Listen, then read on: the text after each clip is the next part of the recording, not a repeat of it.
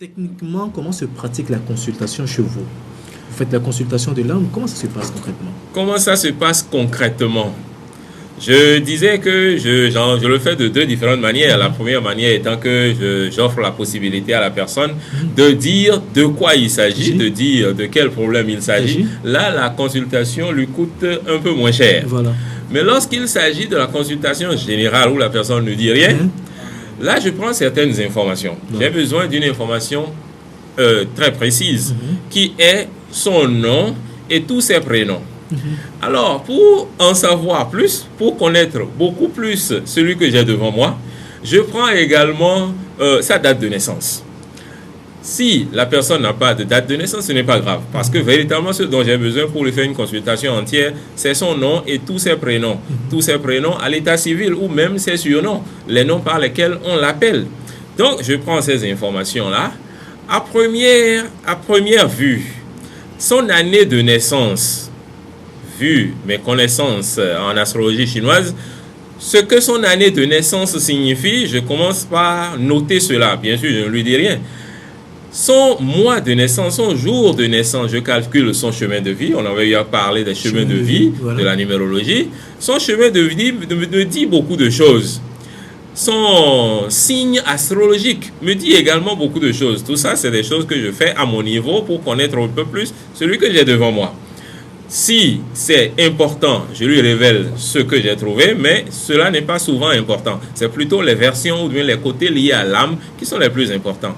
Je vais jusqu'à demander, certaines fois, à la personne si elle est gauchère ou si elle est droitière, et également à voir ses mains, à voir les lignes de ses mains.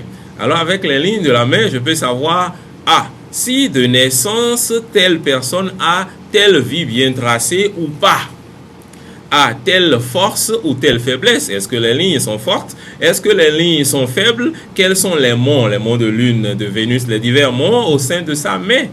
Je retrace en quelque sorte ce que c'est l'âme devant moi, avant maintenant d'aller plus profondément au sein de la consultation même, qui est la consultation sur l'âme, la consultation sur les dossiers akashiques.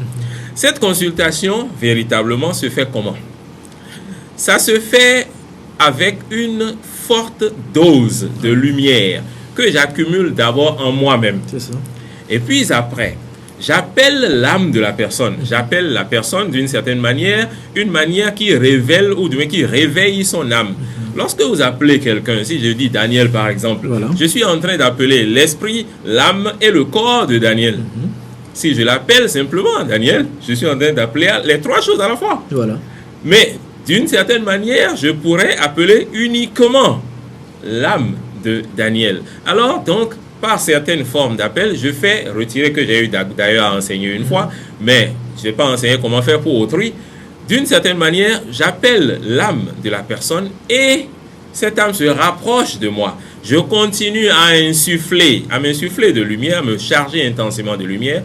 Cette lumière commence à rentrer intensément au sein de cette âme. La lumière divine donc recharge l'âme dont il s'agit, ce qui amplifie au sein de l'âme toutes ses vertus et également malheureusement toutes choses cachées. Parce que la lumière a pour rôle de révéler les ténèbres. Tout ce qui est caché, lorsque vous mettez un peu de lumière, cela s'éclaire. Souvent, je le fais avec une bougie, une seule bougie allumée, ça suffit pour en quelque sorte voir clairement au sein de l'âme de la personne et charger suffisamment de lumière dedans pour que la vision y soit plus claire. L'âme ainsi révélée, en quelque sorte, me dit ce qu'elle est, de quoi elle souffre, et également ce qu'on pourrait faire pour résoudre ces divers problèmes. Les divers problèmes que l'âme là, que la personne là est en train d'avoir. Tout ça là se révèle en même temps à moi-même et se révèle également à la personne. Ceux qui sont sensibles le ressentent directement.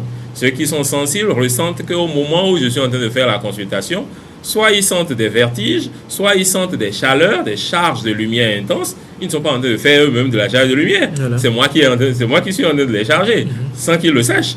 Donc, au bout du rouleau, je sais beaucoup plus sur tout ce qui se passe au sein de la vie de cet individu.